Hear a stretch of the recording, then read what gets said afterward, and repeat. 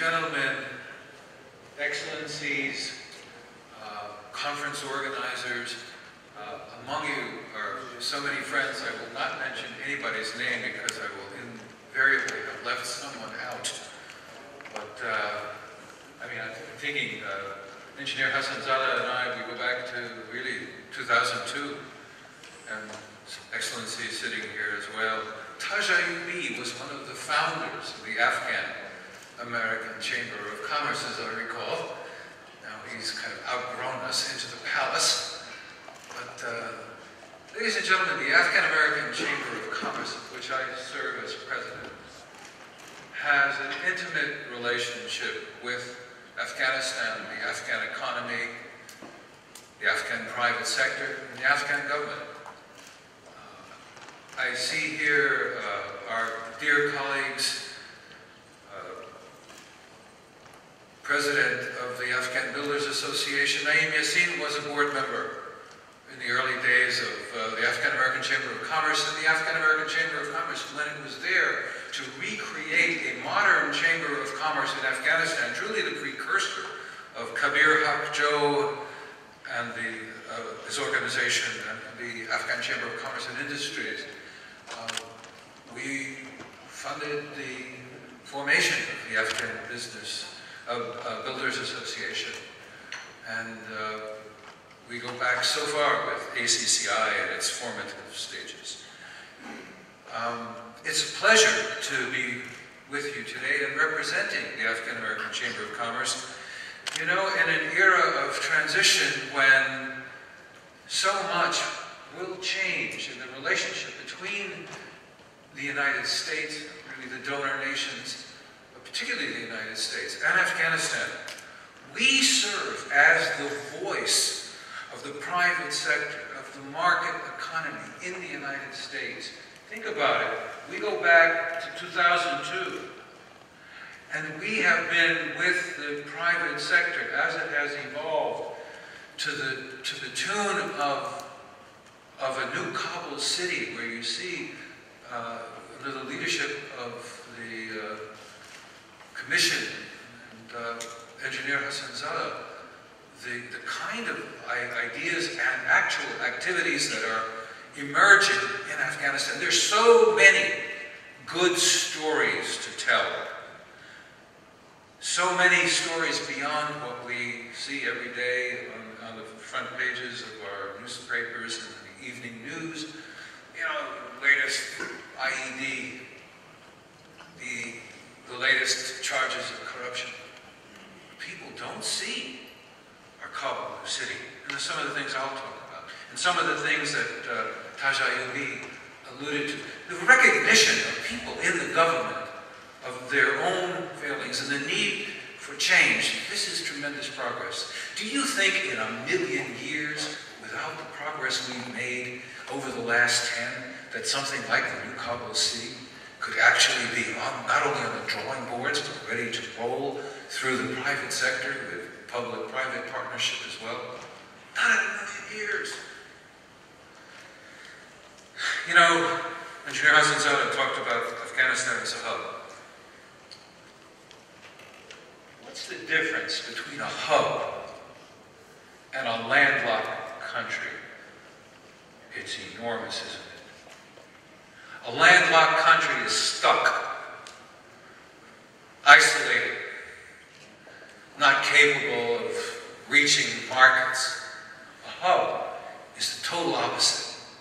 And leadership that we see today in Afghanistan is bringing about the possibilities of Afghanistan as a hub. Kabul is the main business center in that part of the world. Can you imagine that? It's possible. I'd like to talk about a new Silk Road initiative. There's a lot of history here. And this project seeks to regain some of that great history that is Afghanistan. There's so much in Afghanistan that the world doesn't know about. The antiquities, the glory of bygone days. These are the kind of things that will come out with peace and stability. Afghanistan, mark my words, in 10 years, with that modicum of peace and stability, Afghanistan is going to be a tourism hub. It's a gorgeous country. I have personally trekked in the Panjshir, the Hindu Kush, in the eastern and central valleys of Nuristan.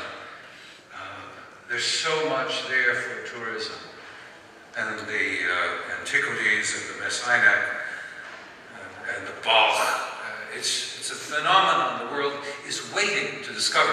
The Afghan-American Chamber of Commerce has these working groups. One of our working groups, would you believe it, is in culture and tourism, because we are preempting Kabul New City and the New Silk Road Initiative, such that when the time comes, the groundwork will be laid for this wonderful potential industry. So the New Silk Road, ladies and gentlemen, is not your ordinary project with well-defined boundaries, scope of work, and cost estimates.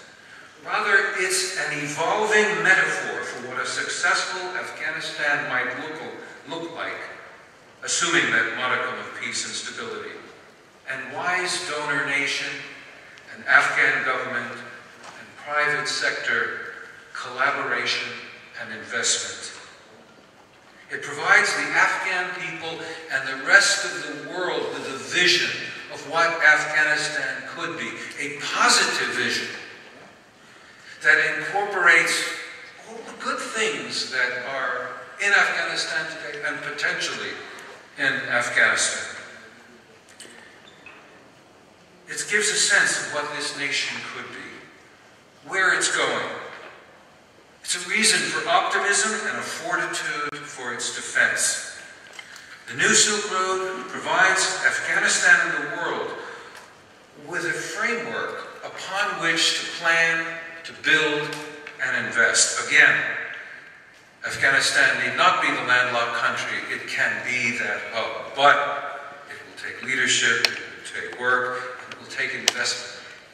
And invest we must. With commitment from Afghanistan and its friends, the New Silk Road Initiative entails major investments over the next several years. Major investment in natural resource development and transportation infrastructure that, when implemented, will significantly transform the very foundation of the Afghan economy, potentially making Afghanistan a regional economic powerhouse. The effort opens up important new opportunities to develop Afghanistan's mineral and other natural resources. In so doing, it reestablishes historically important channels for trade that can once again commercially link East, South, and Central Asia with each other and the rest of the world. By organizing and executing this series of high-priority investments, the New Silk Road Initiative could provide for sustained high rates of growth, leading to national wealth and resultant employment opportunities with decent incomes for Afghans and the Afghan people.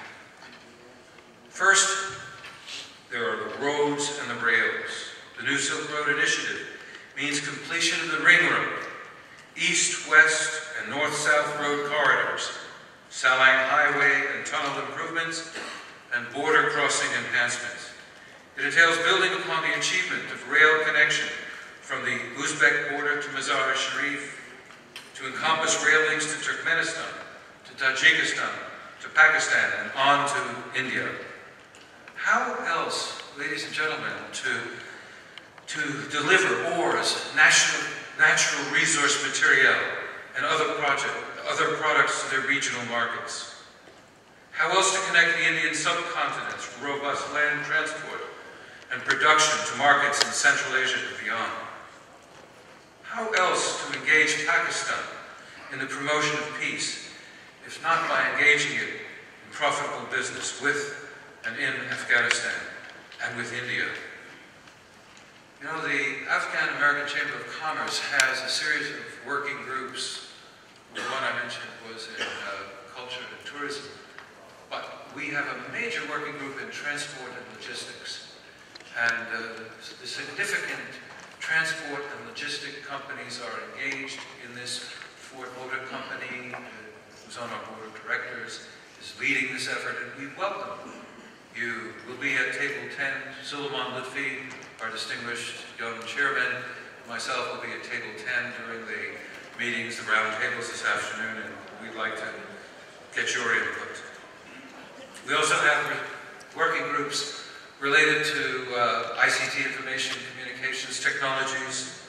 Construction is a major one. Naeem Yassin and APA heavily involved. Companies like AACC and Liz Berger and technologists and others are involved. Have an agribusiness working group and an access to capital working group, which I'll talk about in a moment. Electricity. This New Silk Road initiative encompasses electrification via new and less costly sources from Kyrgyzstan and Tajikistan, the completion of hydro projects from Kajaki to Kunar to Kokcha. Electricity is the foremost input to increasing employment. It is for the development of information and communications technologies which have already shown transformative promise for the Afghan economy and society. Without electricity, Afghanistan cannot produce finished, higher value-added and manufactured goods from its agriculture and other natural resources. The initiative means gas produced from Sherbagan, transported to the Aynak and Hajigak lines. Perhaps the greatest regional economic and stability impact. It means the construction of the Turkmenistan, Afghanistan, Pakistan, India, also known as TAPI, the pipeline, which has recently made some positive steps towards implementation. These are projects that go back years, but they, like so many other projects, are nearing an execution phase which will transform Afghanistan, and tremendous opportunities will emerge. Tremendous business opportunities. Significant amounts of the total New Silk Road investment will be undertaken by the public sector, including the Afghan government and the international community through foreign aid. But a significant amount of the total investment will come from private sector interests, from both wealthy Afghans and their companies in and outside of the region, from international financial institutions like the ADB and the World Bank, from corporate entities in the region and beyond. Private sector investment is critical for the success of the New Silk Road initiative. There are 5 key reasons. First, and the obvious one, is the declining donor support. It will go down sharply in the coming years as transition in the responsibility for national security moves from NATO, ISAF to the Afghan security forces. As this happens, the financial resources of the Afghan government available for initiatives such as this will also likely be shifting to more security-related areas. Therefore, to be successful, the New Silk Road initiative needs to attract private investment to augment available public resources. Private investment will be needed to fill the impending financial resource gap. Second major reason, the private sector gets results. The private sector investment is typically far more productive than public sector investments. And private businesses more focused, better able to employ methods to minimize costs and improve profitability and delivery of goods and services. This attention on business efficiency will inevitably encourage improved productivity in New Silk Road investments undertaken by the public sector and its donors. The Afghan government appears now to give high priority to ensuring the effectiveness in all areas of investment, public and private, because of its critical importance in generating economic growth. As Tajay mentioned, the election will cement so many of the positive trends, and there's great opportunity in that process. Economic growth at high rates is essential to increase employment and raise incomes, thus reducing poverty and enhancing long-term stability. That is a given. Also, number 3, investment success breeds new investment. The Afghan economic growth and development requires diversified private sector investments in many new and different business areas. There's a lot of impediments, undeveloped skills amongst Afghan workers, developing legal and regulatory framework, and security factors and corruption. These factors can lead to uncertainty among investors concerning their ability to operate profitably in the Afghan market. But once potential investors see private businesses demonstrating the ability to operate profitably in the market, these impediments will dissipate naturally. And with an election and with new directions in Afghanistan, all the more possible it will happen. A more conducive environment for additional investment opportunities follows. The investment opportunities that the New Silk Road Initiative provides will contribute greatly to this chicken and egg process, and they need to be encouraged by the government of Afghanistan and her partner nations.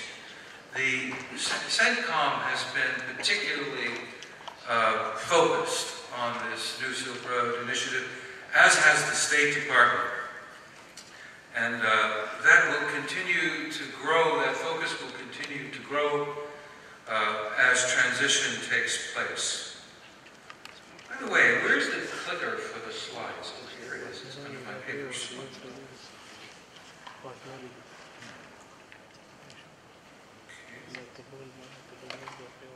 That's a piece of the, what we might call the New Silk Road, the Kabul-Jalalabad Highway.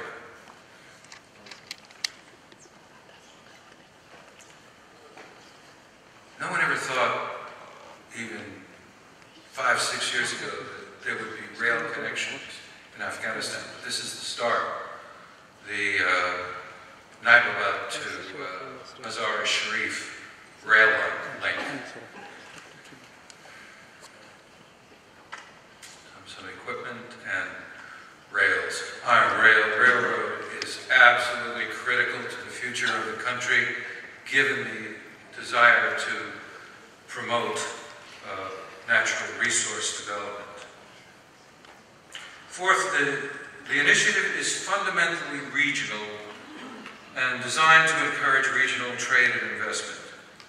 Closer economic ties will invariably lead to closer political ties and improve the prospects for peace and stability in what has long been a volatile region. Initiative private investment will create improved commercial investment opportunities in other countries in the region as well, and it will increase cross-border trade.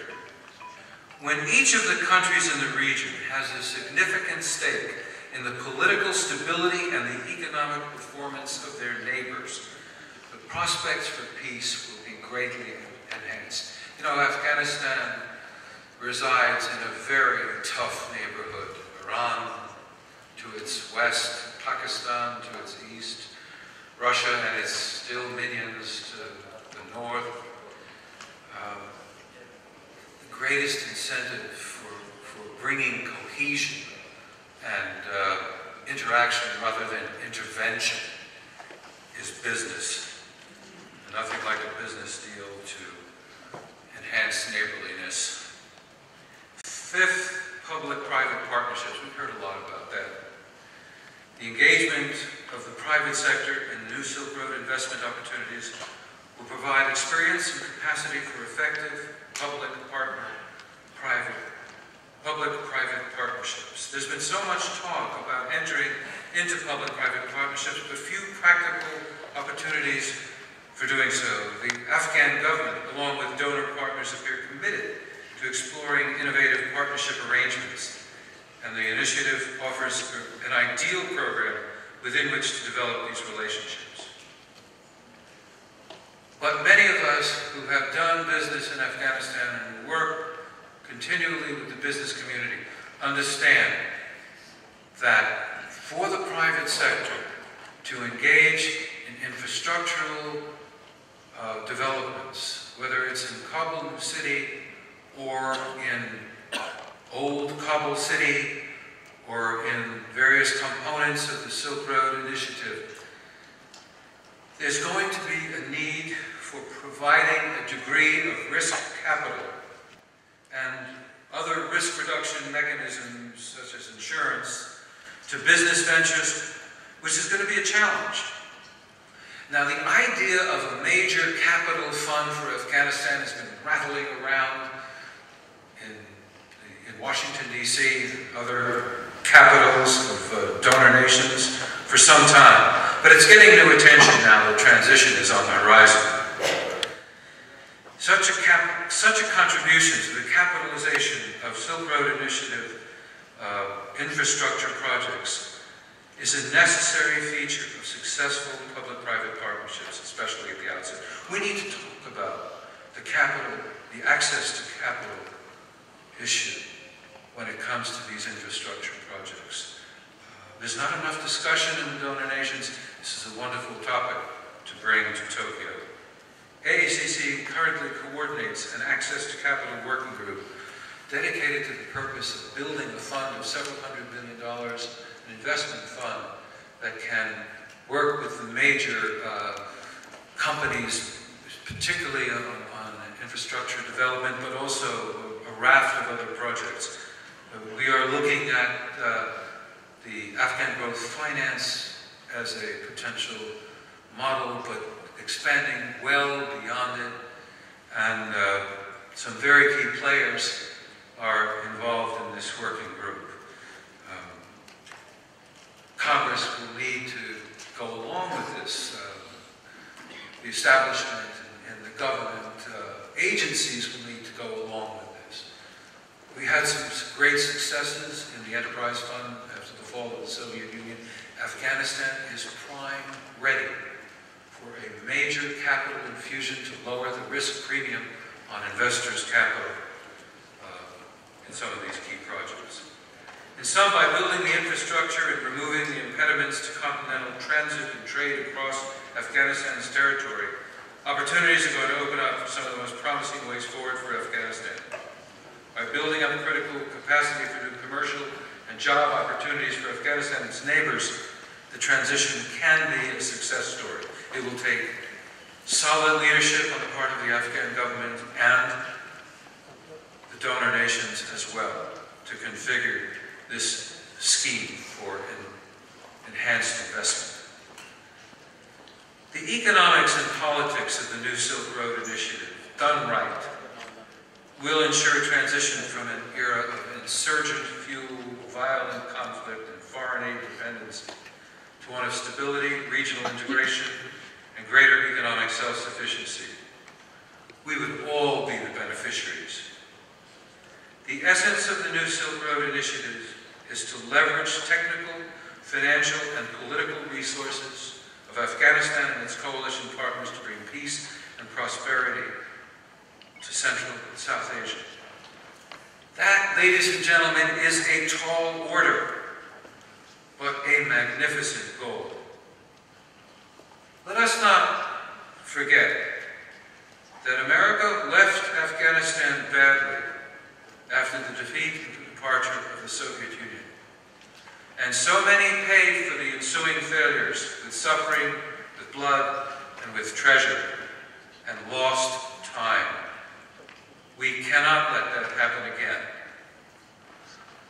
I believe we can all agree that it's time to stop the piecemeal approach to Afghanistan and focus our efforts on an integrated vision, a positive vision for Afghanistan and for the world, where the whole is greater than the sum of the individual parts.